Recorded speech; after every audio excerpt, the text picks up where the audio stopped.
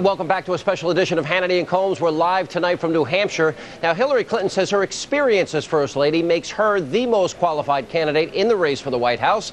And she recently claimed to have been, quote, deeply involved in the Irish peace process. But former Clinton advisor Dick Morris begs to differ. By the way, Dick Morris joins us now. And to keep up to date on the presidential race, you can subscribe for free to Dick's columns and newsletter, dickmorris.com. All right, and by the way, you have your DVD up there about Hillary Clinton. We'll get into that in a minute. We have a movie that is probably going to debunk most of her claims, Hillary the movie, and you can get it on my website, dickmorris.com. Look, one of the claims I heard her make is that she initiated health care for 7,000 New Hampshire children. Nonsense. The CHIP program started when I was meeting with President Clinton late one night, and I said, have you ever asked how much it's going to cost to cover uninsured children? Said, yeah, Budget Bureau just told me $10 billion. We got $5 billion from the Attorney General's smoking settlement. We got $5 billion in the budget deal. I negotiated both of them. Hillary was nowhere to be seen in that stuff. She was touring the country promoting her book. This is nonsense. Yeah. Let me ask you a couple of questions, Dick. Look, she lost in Iowa. There are polls showing Rasmussen has her down by 10 here in New Hampshire.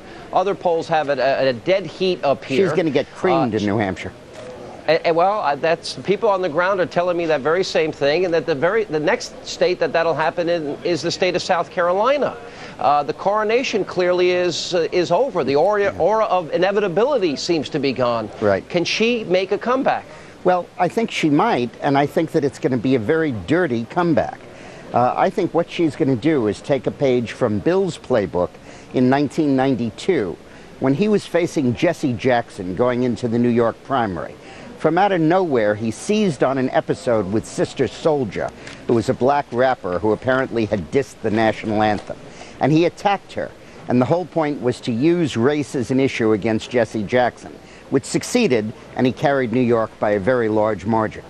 And I think that what she's going to do is she's going to say, Obama's unelectable, Americans won't elect him, he can't beat the Republican Party, America's not ready for Obama, and he doesn't have the experience to win, and what she's going to mean is that they won't vote for an African American, but she won't say it. She'll say everything but that's what she means. And we'll see if that works. I hope it doesn't. It's Alan. Welcome back to our show. Alan. Is she a racist? No, she's not at all, but she's not above using race to win an election, just like Bill Clinton used it in 1992. Well, Sister Souljah, it's referred to as the Sister Souljah moment. That wasn't planned. It just happened to come up, and he battled her on something. Alan, are you kidding me? It wasn't planned? It was planned and it was polled. What are you giving me? It wasn't planned. He thought that up on the stump? Alan, get a life. It was a moment that just happened on the stump. Yeah, right.